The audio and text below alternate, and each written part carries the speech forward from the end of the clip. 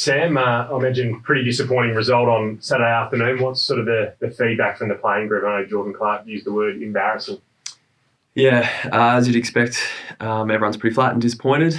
I haven't seen most of the players since we go back to Perth Airport late Saturday night. But yeah, everyone's been feeling it, but we have to look forward. We'll review the game today, have our team meeting, get the coaches' review on it. They've obviously watched all the vision and get a better idea of the biggest things that went wrong. But then, yeah, we've got to fix it quick and look to Essendon. What do you personally feel has gone wrong? Because that month leading up into the bye was some of the best football in the competition, and then the 2 weeks back, as Justin said, has sort of been unrecognisable. Yeah, we've had some real fluctuations in our performance. Obviously didn't start the year too well and then had a really good month of footy. And then, yeah, poor couple of weeks. I think biggest thing personally reflecting is contest and defensive intent. Like on the weekend, our team D was really poor. We gave GWS really easy exits out of our forward half, and we don't have field position. It's incredibly hard to stop scores and score ourselves. So our team D definitely fell down. Centre clearance hurt a CSB, got smashed, and again that just feeds their field position. They get the ball in their forward 50, and extremely hard to work it out. So yeah, there were a couple of aspects of the GWS game, and Richmond was a little bit different, but contest and team D was a similar theme, but obviously conditions were a bit different and we didn't play it too well against Richmond. There's a lot of focus on the weekend. I'm not sure if you've seen any of the talk shows and like that about an incident at the start of the last quarter where GWS went through the middle of the field. Steve Piniero had it, and you're one of the 3 guys around him, and it went out. So Halloran inside to Ash in the middle. I reckon he only gets a shot for goal again. Do you remember that and at all? Or am I raising something you can't recall? No, I do. They had way too many secondary kicks inside 50 to guys in better positions for shots. And yeah, look, really it's unacceptable because it's not something we usually let happen. Something, even in our bad performances this year, we haven't let happen. So, clearly we didn't finish off the game well. Guys mentally were a bit off task and, yeah, not a great sign. But, we'll look at it, take responsibility for it, take some accountability and fix it up and make sure it doesn't happen again. Does that feel like it's just summed up the whole day in a way that you can mention like team defence that just all fell apart? Look, I wouldn't say that's the way to summarise the day. There's a lot of different aspects, a lot of things that went wrong and, there were different phases of the game that were issues for us. But certainly finishing off, executing those basic fundamentals of the game wasn't good enough. Long, you've kind of indicated that it's not just what happens on game day, it's the lead up as well. Did you notice anything different going into that game that you can pinpoint? It's an interesting question. Our preparation was consistent with how we travel for every other game. And over the past 2 years, we've actually travelled pretty well. Last year we had the most wins on record, I think, for travelling. And had some good wins against Melbourne and Sydney this year away from home as well. So in terms of our travel trip and our processes there, it was all much the same.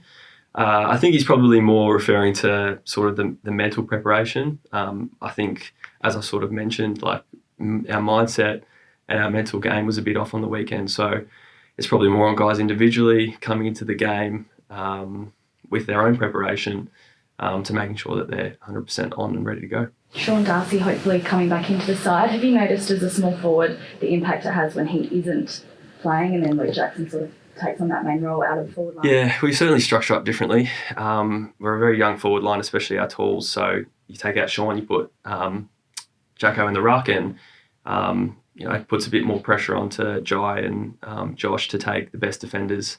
And GWS lined up really tall in their back line this week. I think all of them, bar maybe Whitfield, are close to 190 centimetres and over. So, it definitely changes it up a bit. We've got to adapt. These things are going to happen throughout the season. We're going to have injuries and things are going to have to change. But, it's just another thing we have to work through.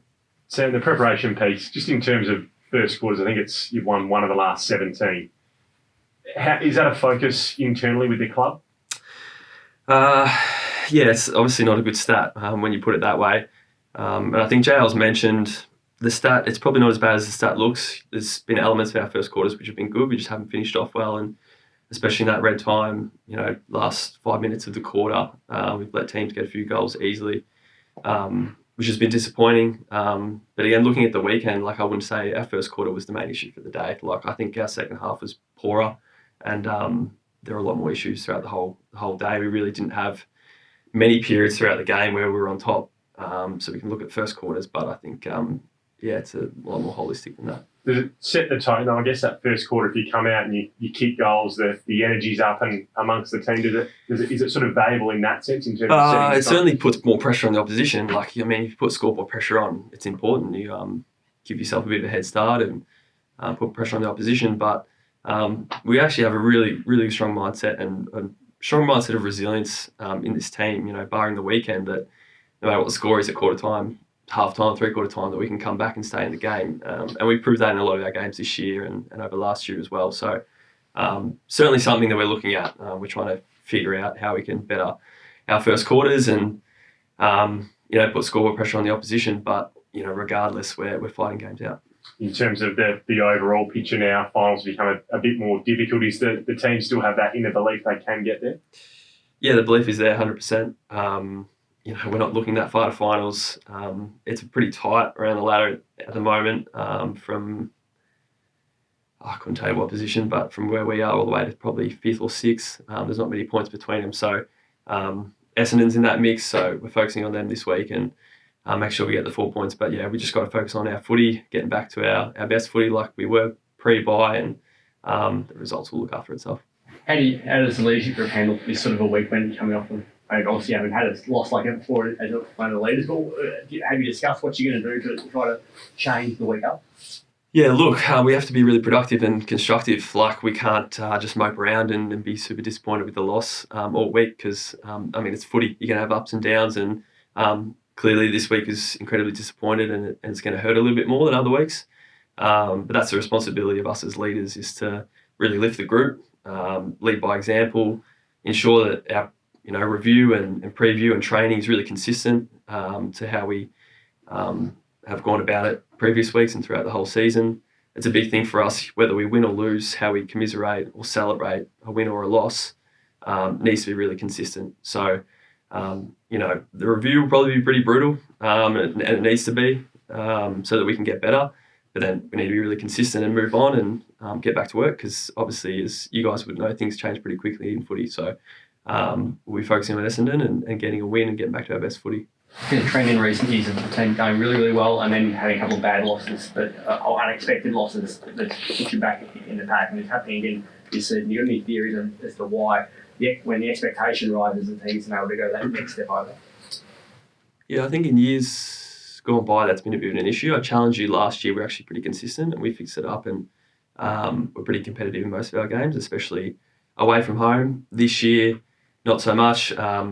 We could let games get away from us, and I think, it's a good question. We're always, reviewing, how games get away from us quite easily, and obviously the weekend, the second half, incredibly disappointing, and we would have liked to have fought it out better.